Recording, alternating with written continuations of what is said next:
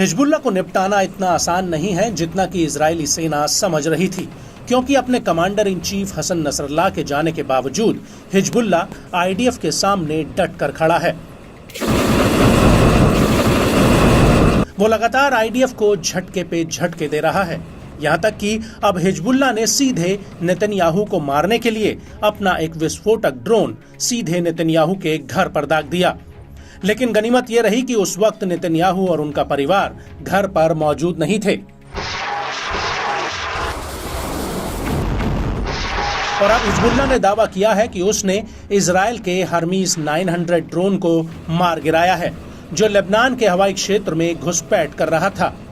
इसके अलावा हिजबुल्लाह के हमलों की वजह से कब्जे वाले फिलिस्तीन में आईडीएफ के एक ड्रोन को पीछे हटना पड़ा।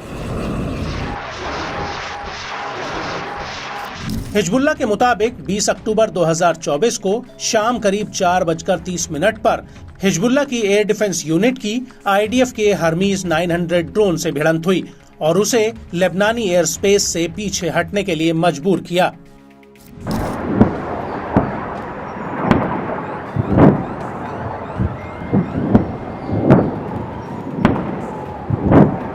हिजबुल्लाह का कहना है कि उसने हाइफा बंदरगाह पर भी ड्रोन्स का एक जत्था फायर किया और इससे पहले हिजबुल्लाह के लड़ाकों ने शाम करीब 4 बजे तिरा कारमेल बेस पर दर्जनों रॉकेट दागे। हिजबुल्लाह का यह भी दावा है कि उसने आईडीएफ के सप्लाई केंद्र सैमसन मिलिट्री बेस के साथ साथ तिरत कारमेल मिलिट्री बेस पर जमकर बमबारी की।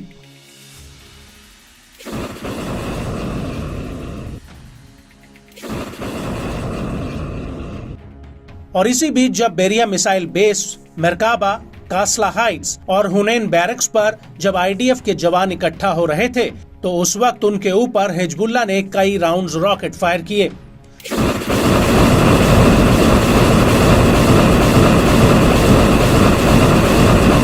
वहीं दूसरी तरफ हिजबुल्लाह के हमलों के जवाब में आईडीएफ ने भी लेबनान की पूर्वी बैका वैली पर भीषण बमबारी की है।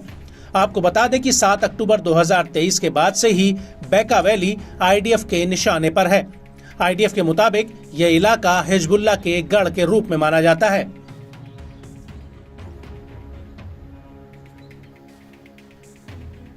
आपको बता दें कि आईडीएफ ने भी बेरूत को अपने हवाई हमलों से दहला कर रख दिया। आईडीएफ का कहना है कि उसने बेरूत में हिजबुल्लाह को फंडिंग करने वाले समूहों पर हमले किए हैं। मीडिया रिपोर्ट्स के मुताबिक बेरूत के उपनगरीय इलाके में आईडीएफ ने कम से कम 11 हवाई हमले किए। आईडीएफ के मुताबिक इनमें से अधिकतर हमले अल कर्द अल हसन की शाखाओं पर हुए हैं, जो एक बिना लाइसेंस वाला बैंक है और यही बैंक हिजबुल्लाह को कैश मुहैया कराता है। आईडीएफ के इन हमलों को लेकर न्यूज एजेंसी रॉयटर्स का कहना है कि उसने बेरूत में कम से कम 10 धमाकों की आवाजें सुनी हैं। न्यूज एजेंसी के मुताबिक कुछ प्रत्यक्षदर्शियों ने उसे बताया कि बेरूत के उपनगरीय इलाके के चिया में एक बिल्डिंग मलबे में तब्दील हो गई। और इस हमले में गौर करने वाली बात यह है कि जिस अल कर्द अल हसन बैंक की ब्रांचों को आईडीएफ ने निशाना बनाया है, उसे अमेरिका के ट्रेजरी डिपार्टमेंट ने प्रतिबंधित किया हुआ है। पूरे लेबनान में इस बैंक की 30 ब्रांच हैं और इनमें से 15 ऐसी ब्रांच हैं जो बेरूत के बीचों बीच घनी आबादी में है। और यही वजह है कि अब आईडीएफ इस बैंक की कमर तोड़ने में लगी हुई है।